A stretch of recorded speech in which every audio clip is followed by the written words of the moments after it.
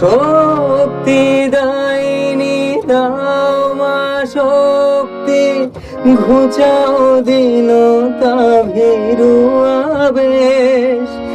আধার রজনী ভয় কি জননী, আধার রজনী ভয় কি জননী, আমরা বাঁচাবো এ মহাদেশ।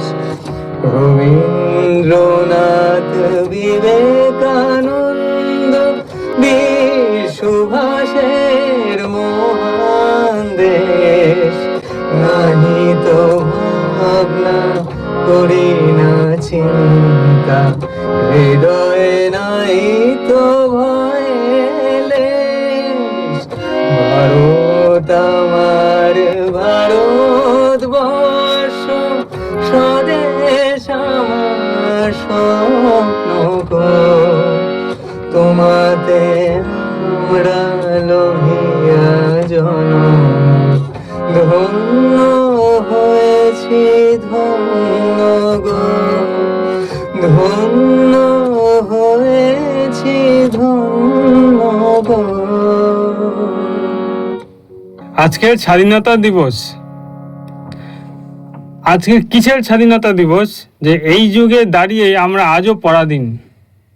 হ্যাঁ, এই যুগে দাঁড়িয়ে কিন্তু এটা কিন্তু খুব একটা দামি ব্যাপার যে এই যুগে দাঁড়িয়ে কোথাও না কোথাও আমাদের মনে হয় এখনো পর্যন্ত যে আমরা কিন্তু এখনো পরাধীন রয়ে আছি। এইটাই হচ্ছে আমাদের সব থেকে বড় হতাশার কারণ একটা হয়ে যায়। মানে আমাদের তথা যুব সমাজ যদি আমি বলি, ইউথ, আমরা কিন্তু এখনো যদি দেখি ইনডেপথ গিয়ে, সেখানে আমরা সবখানেই কিন্তু কোথাও না কোথাও সেই পরাধীনতা এখনো ফিল করে যাই।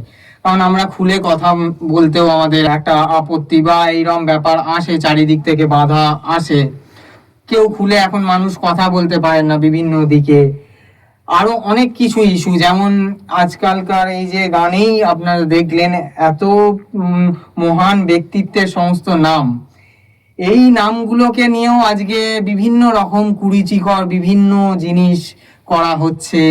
আপনারা দেখছেনই যে নেতাজির মতন একজন নেতা, যিনি আমার দেখা, আমি কিছুদিন আগেই নেতাজির বাড়ি গেছিলাম, সেখানে দেখে আমি এক একটা জিনিস উপলব্ধি করি। মানে প্রত্যেকটা জিনিস আমি কিন্তু দেখি যে তার সেই সময়কার যে থিঙ্কিং, তাদের সেই রকম মানুষের যে কি হতে পারে, তখনকার একটা নেতৃত্বের কি থিঙ্কিং লিডারশিপে থাকতে পারে, প্রত্যেকটা জিনিস আমি দেখি যে কি কি জিনিস তারা এমন কি সৃষ্টি করেছেন বা এমন কি করে গেছেন যার জন্য মানুষ তাদেরকে একটা আলাদা ভাবে দেখে।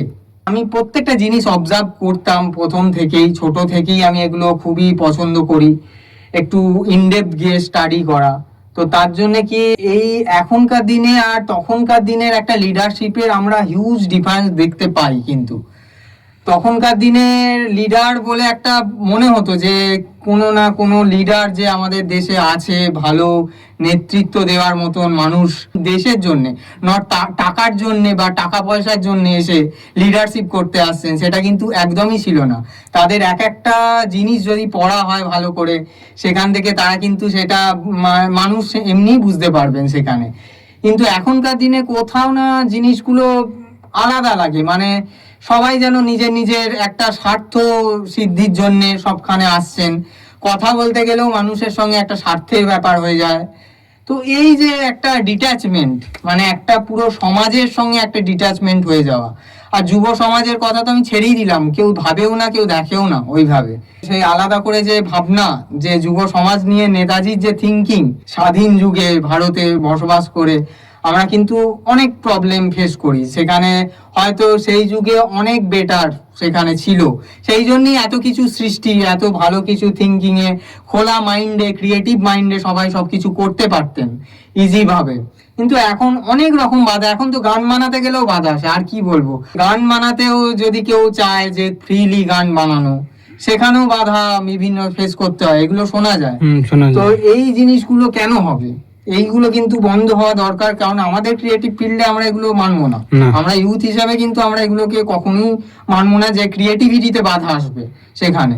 তো সে যে যাই করার ট্রাই করুক, তো আমরা এটা অবশ্যই এগুলোকে রেজিস্ট করার ট্রাই করব, ভালো লিগ্যাল উপায়, কোনো কিছু ইল্লিগালি কিছু করে না, সৎভাবে সৎ থেকে। কারণ সবাই আপনারা জানেন যে সৎভাবে এক একটা টাকা এক একটা পয়সা রোজগার করা কতটা ঘাম ছড়িয়ে দিতে হয় মানুষকে। Yes. আজকে অসৎ পথে কিন্তু একদিনে অনেক কিছু করে নেওয়া যায়, ঠিক। কিন্তু সেই ভ্যালুটা কি নেতাজির সেই ভ্যালু কি পাওয়া যায়? না। হয়তো আজকেও যা লিডাররা আছেন তারা দেখছেনই যে কি হচ্ছে তাদের, সবাই খারাপ নয়, কিন্তু তার মধ্যেও যারা দেখছেন যে আশেপাশে যাই খারাপ কিছু করেছেন তার জন্য তাদের ফলভোগ কি করতে হচ্ছে, আজকে এই স্বাধীনতা দিবসের দিনে দাঁড়িয়েও কি শুনতে হয়, তাদের মানুষ কি চোখে দেখছে। ইয়েস। এই ব্যাপারগুলো আমি বলবো যে যতটা ভালো বুঝে মানুষ ঠিক করবেন, ততদিনই সুস্থ একটা পরিবেশ, সুস্থ সমাজ তৈরি হওয়া সম্ভব। একদম। আদারওয়াইজ কিন্তু কখনোই এগুলো সম্ভব নয়।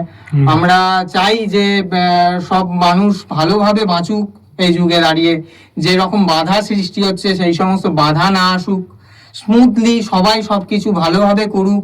সেই রকম আগের নেতাজির নেতৃত্বে সেই রকম একটা যুগ, যে যুগটা আমরা দেখেছি তখন, সেই যুগ আপনারাও যারা দেখেছেন সেই যুগটা হয়তো এখনো মনে আছে, সেগুলো সেই Yes. যুগগুলো কিন্তু মানে ফিরে আসা খুব দরকার আছে।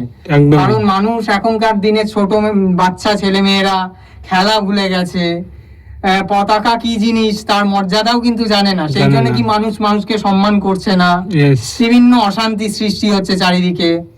তো আমি এটাই বলবো শুদ্ধ মন থেকে যে ভালোভাবে সবাই থাকুন, ভালোভাবে বাঁচুন, ভালো কাজ দেখুন, ভালো গান শুনুন, তবেই কিন্তু ভালো কিছু তৈরি হবে। আর হ্যাঁ, ভালো একদমই। নতুন কাজ যাও যেগুলোই আমাদের আসছে সামনেই, আমাদের মনের ছুরি রিলিজ খুব তাড়াতাড়ি, আপনাদের অনেক রিকোয়েস্ট পেয়েছি, ডেট সমস্ত কিছু অ্যানাউন্সমেন্ট এই উইকেই হবে। আর একটু ওয়েট, যা সমস্ত কিছু হয়ে গেছে, সবাইকে নিয়েই করতে চেয়েছিলাম, তো সেইটাই চাই মন থেকে যাতে হোক। তার জন্য অনেক কিছু প্রবলেম ফেস করতে হয়, আপনারা জানেনই, এক্ষুনি বললাম যে সৎভাবে কিছু করতে গেলে অনেক বাধা, অনেক বিপত্তি, অনেক কিছু ফেস করতে হয়, প্রবলেম। তো আমরা একদম। ট্রাই করব ভালো মন থেকে ভালো কিছু করার, সমাজে যাতে কিছু আমাদের ভিডিও যেই দেখুক, একজন দেখলেও তার যাতে পরবর্তী প্রজন্মের যাতে একজনের হলেও সেটা কাজে লাগে Yes. অ্যাকচুয়ালি, সেই ব্যাপারটাই আমরা চেষ্টা করি। ভালো কিছু মানুষ সারা জীবনই স্মরণ করেন, মনে রাখেন। তো ভালো কাজ অবশ্যই মন থেকে বানানো জিনিস মানুষের মনে যাবে, এবং সেখান থেকে মানুষ আলাদা কিছু একটা উপলব্ধি এবং ভালোবাসা, সাপোর্ট, আশীর্বাদ করবেন আমাদের। Thank you so much. সবাই অবশ্যই পাশে থাকবেন, সিঙ্গিং রিয়েলিটি, এসআর স্টুডিওস, এগুলোর। Thank you so much. সবাই খুব ভালো থাকবেন, সুস্থ থাকবেন। Thank you so much.